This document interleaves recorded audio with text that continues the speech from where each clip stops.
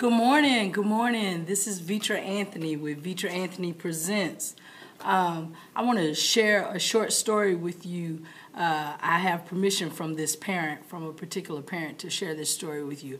I got a phone call about maybe about 12 days ago from a parent that was really struggling, didn't really have any answers for their child. Apparently their daughter, he's a single father, and apparently his daughter was getting in a lot of trouble in the classroom, and she was coming home and telling her side of the story, and of course the way she told the story really made it seem as if the teacher was at fault, and the teacher really just didn't like his child. And I told him, I said, well, let's go over everything, and then let's find out exactly what's going on. So I went by and visited this young man. He's really doing his very, very best to support his daughter and to keep her on the right path.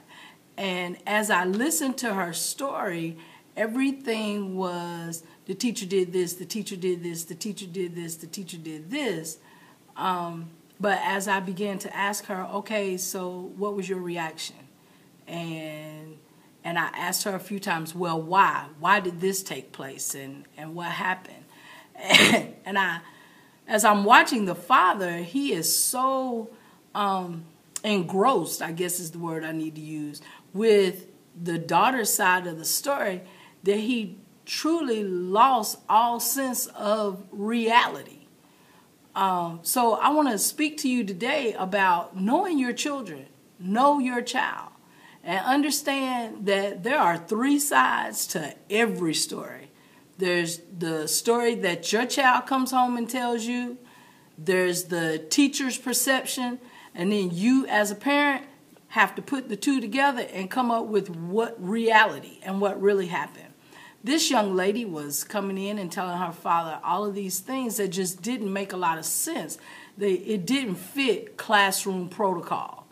So I began to ask her questions about classroom protocol. Okay, so she was getting in trouble for not being in her seat when the bell rang.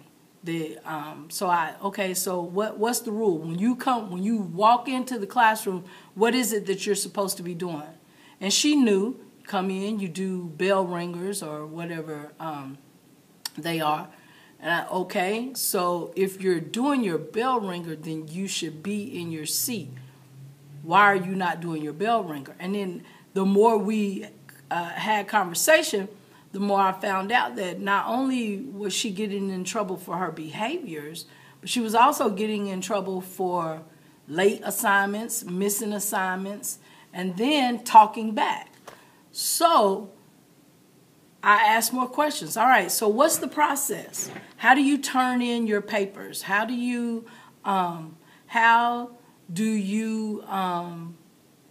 prepare yourself from class to class? You know, what are the things that you do? And in talking with this young lady, her processing of getting ready for class to class wasn't there.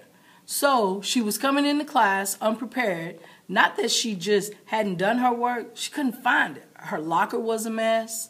You know, her notebook was a mess. She's coming into class. She knew the expectations of the teacher, but she couldn't meet the expectations. And as the teacher would question her or ask her about it, she was getting mad. She was getting defensive. She was having an attitude. And here's the deal.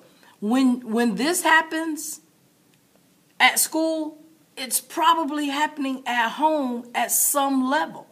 Hello, Miriam. Hello. When this is happening at school, it's probably happening at home at some level.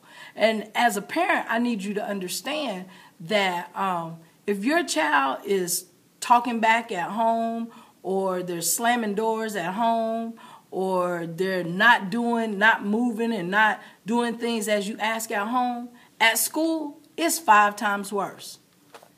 If they are misbehaving with the person that feeds them, clothes them, and puts a roof over their head, can you imagine what they're doing with the person that does not provide anything for them at all? So as parents, when your children come home and they tell you stories, excuse me, and they tell you stories about what happened at school, and they give you their side as to why they got in trouble or why they don't have, I want you to listen to them. Listen to them. But then I want you to realize, you know, hey, all right, when I ask my kid to get up and take out the trash, and it's 5 minutes later, that's probably what's happening at school too. You know, when I question my child over something and they talk back to me, that's probably happening at school too. So let's rectify this. When your child comes home and tells you their side of the story, I want you to listen. I want you to listen intensely. Then I want you to contact that teacher and find out. And don't wait 5, 6, 7 days later. Contact that teacher as soon as you can, and then get the teacher's side of the story. Okay, what happened from the adult perspective? What happened? You know your child. Put the two stories together, you can probably come up with a solution.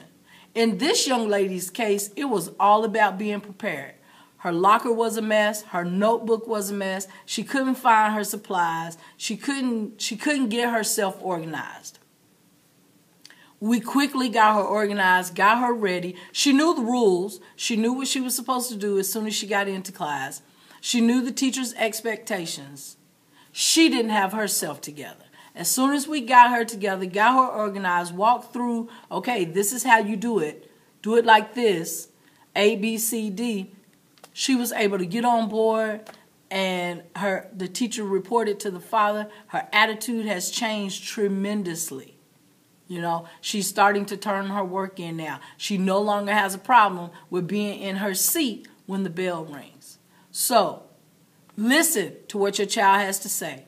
Listen to what the teacher has to say. No teacher, we don't make enough money. No teacher gets up in the morning and says, today, I'm going to pick on so-and-so. Today, I'm going to make sure that so-and-so understands that I don't like them. No teacher wakes up in the morning and says that. We don't have time.